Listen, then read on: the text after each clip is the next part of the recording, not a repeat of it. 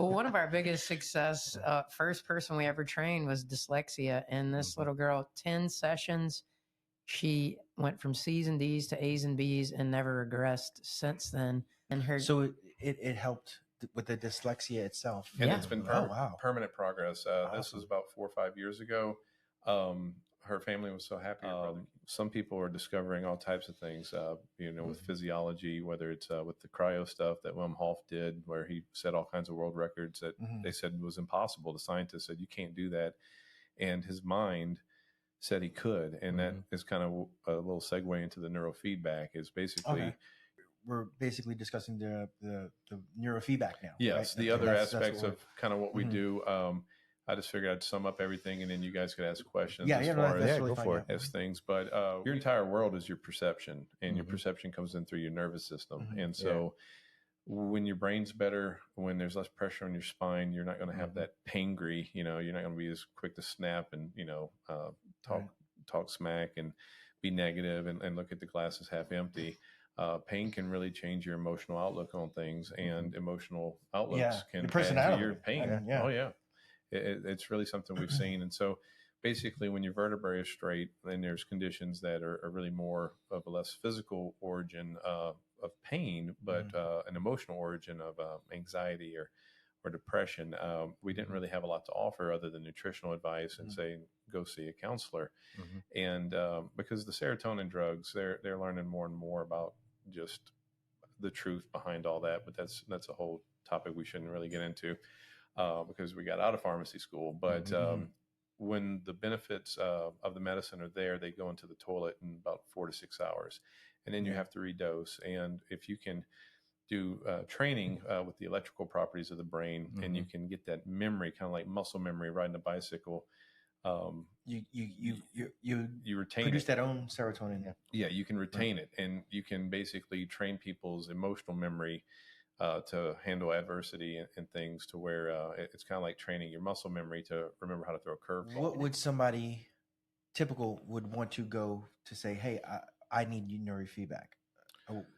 What we've seen the most of with adults is just overall anxiety. And so if they have anxiety issues, this would help. OCD, ADHD, alcoholism. I kind of call it alphabet soup, or like that alphabet cereal you used to have. Like they throw a bunch of letters, but sometimes the letters are pretty spot on, but a lot of times we find that they're not diagnosed correctly, and that it's a tension with a lot of the children. And it's not that you've done anything wrong as a parent. It's just the technology has evolved so much faster than the human has.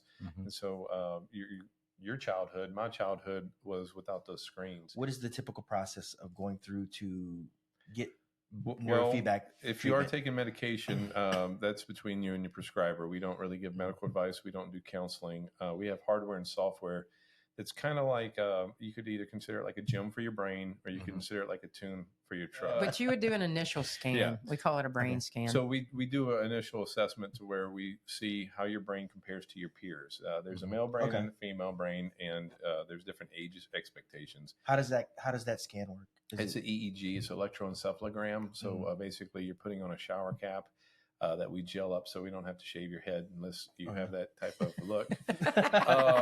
Unless you're built for it. I've been going ball since 9th grade. But basically, once we establish what part of your brain is out of the parameters, which would be considered within normal, because we do what they call Z-score assessments, which is a fancy word for average. Yeah. So the average brain without a diagnosis is what we compare you to. And then that tells us where to train, and the hardware and software does everything. And I just have to monitor that I'm training the right part of the brain, and that there's no indications for possibly seizures. How do you actually physically train the brain then? That's a great question. There's the old way to do it was beeps and boops, and basically it was auditory feedback, which was very boring. Not a lot of people were really wanting to sign up for that type of training. Now we watch Pixar movies and Rambo and Elmo. It's audio visual. So now there's a television screen with a dimmer. Okay. And when you reach the criteria, the dimmer goes away. And when you go out of the range, kind of like a cardiovascular range, when you're in the zone, the dimmer disappears and rewards you with the aggravation of the dimmer going away. And then it's kind of like the carrot and the stick. So if I'm watching something and the dimmer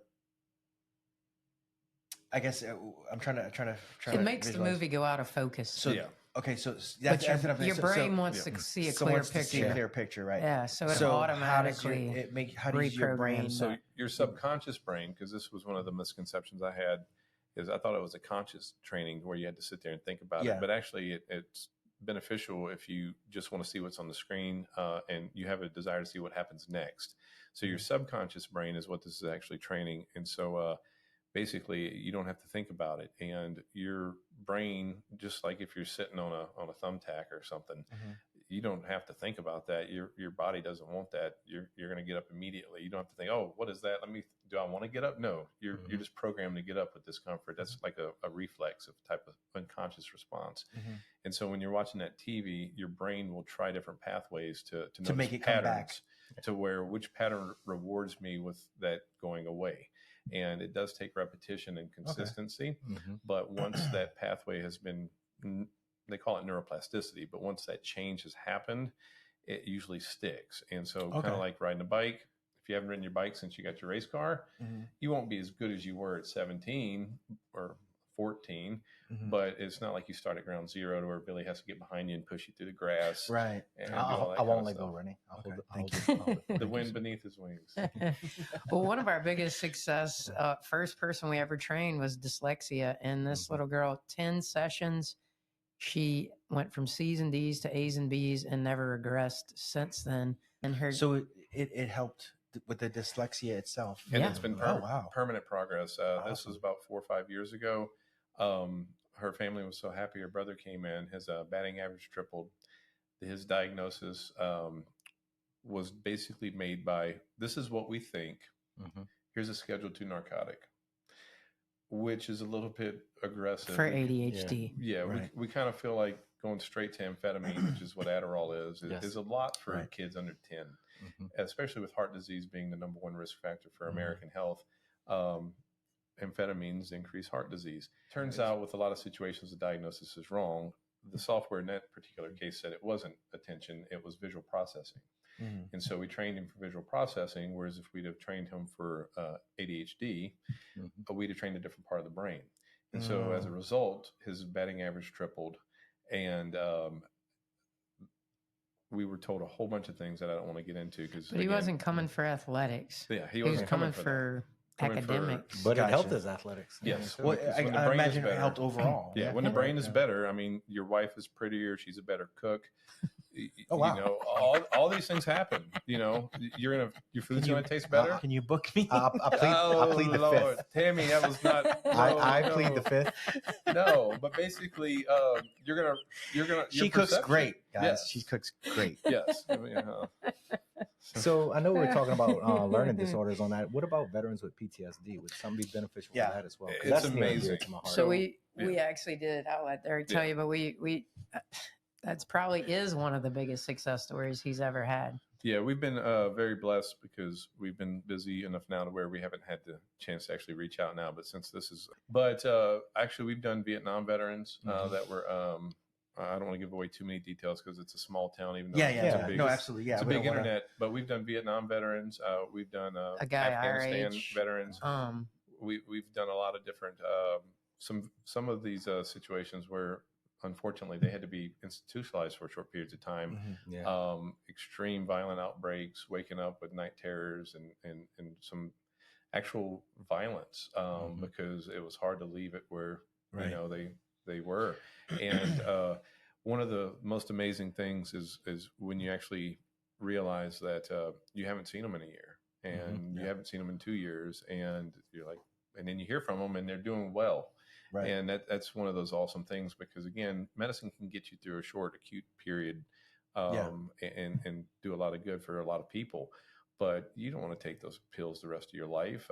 You want to eventually be able to be normal, sober, not normal with some type of chemical influence. And so it's been really rewarding. No additives. Well, the guy, Afghanistan veteran, he was talking about, he improved so much. Derek thought his program had broke and it wasn't working. He couldn't figure it out.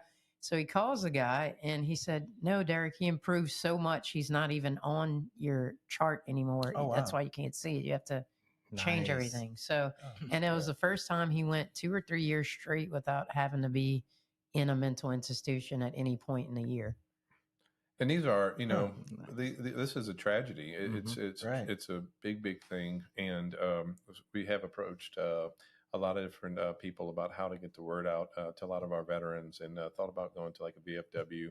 Well, with law enforcement too, we have really good friends who have spent decades in certain departments that you can't unsee some things. And I feel like they could do a better job of decompressing people from certain cases and situations with detectives and people like that.